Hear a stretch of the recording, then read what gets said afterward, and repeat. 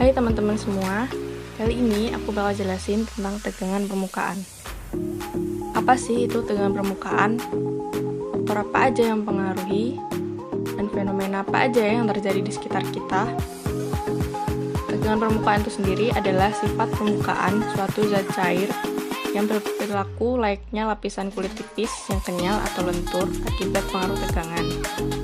Pengaruh tegangan tersebut disebabkan oleh adanya gaya tarik-menarik antar molekul di permukaan zat cair tersebut. Faktor yang mempengaruhi ada massa jenis atau densitas, suhu, konsentrasi zat terlarut, kerapatan, jenis cairan, dan surfaktan. Yang pertama, jenis cairan.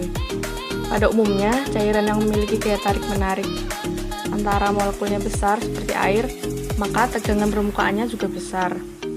Sebaliknya, pada cairan seperti bensin, karena gaya tarik-menarik antar molekulnya itu kecil, maka tegangan permukaannya juga kecil.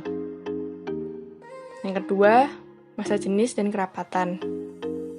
Jika cairan memiliki molekul besar seperti air, maka tegangan permukaannya juga besar. Salah satu faktornya adalah massa jenis ini. Semakin besar densitas, berarti semakin rapat muatan-muatan atau partikel-partikel dari cairan tersebut. Kerapatan partikel ini menyebabkan makin besarnya gaya yang diperlukan untuk memecahkan permukaan cairan tersebut. Hal ini karena partikel yang rapat mempunyai gaya tarik-menarik antar partikel yang kuat. Begitu juga sebaliknya, cairan yang mempunyai densitas kecil akan mempunyai tegangan permukaan yang kecil pula. Yang ketiga ada suhu. Tegangan permukaan zat cair berkurang secara linier dengan bertambahnya suhu karena meningkatnya energi kinetik dari molekul. Adanya zat terlarut di dalam zat cair dapat menurunkan atau meningkatkan tegangan permukaan. Garam-garam organik menaikkan tegangan permukaan karena terjadi gaya tarik-menarik antara molekul zat terlarut dan pelarut lebih besar daripada gaya tarik-menarik antar sesama molekul pelarut, sehingga konsentrasi zat terlarut di permukaan lebih kecil.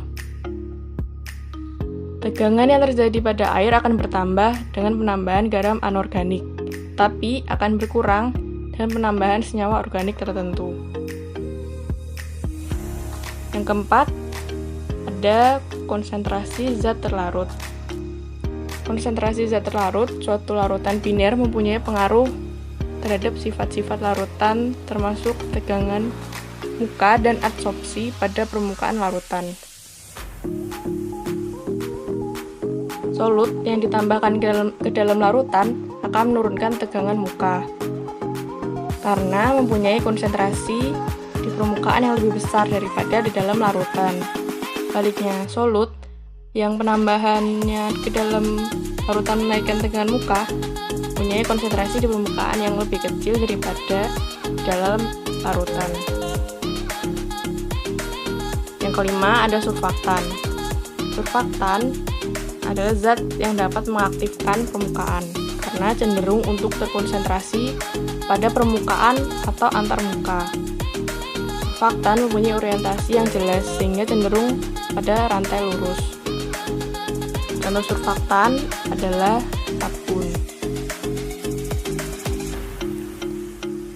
Fenomena tegangan permukaan yaitu ada capung yang dapat terapung pada permukaan air. Laba-laba dapat berjalan pada permukaan air. Semut dapat mengapung pada permukaan air. Rangga air dapat berjalan dengan leluasa pada permukaan zat cair. Silat tipis yang dapat terapung pada permukaan zat cair. Penjepit kertas dapat mengapung di air. Tetes air yang jatuh dari keran air. Tetes air yang jatuh dari rambut yang basah. Dan tetes embun yang jatuh pada sarang laba-laba. Fenomena ini dapat kita temukan dalam kehidupan kita sehari-hari. Berikut adalah contoh fenomena alam yang terkait dengan tegangan permukaan. Air yang menempel di atas daun tersebut berbentuk seperti bola, karena adanya kohesi di bawah zat cair yang lebih besar daripada kohesi di permukaan zat cair. Jadi, permukaan air akan cenderung mengerut dan membentuk luas permukaan sekecil mungkin.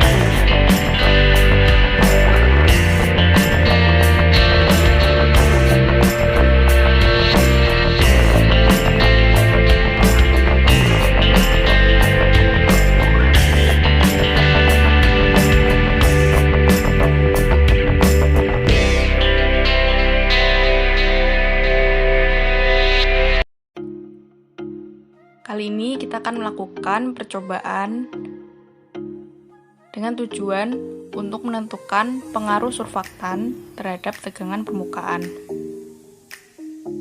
Salah satu zat yang dapat menurunkan tegangan permukaan adalah surfaktan yang biasanya terdapat dalam sabun atau deterjen.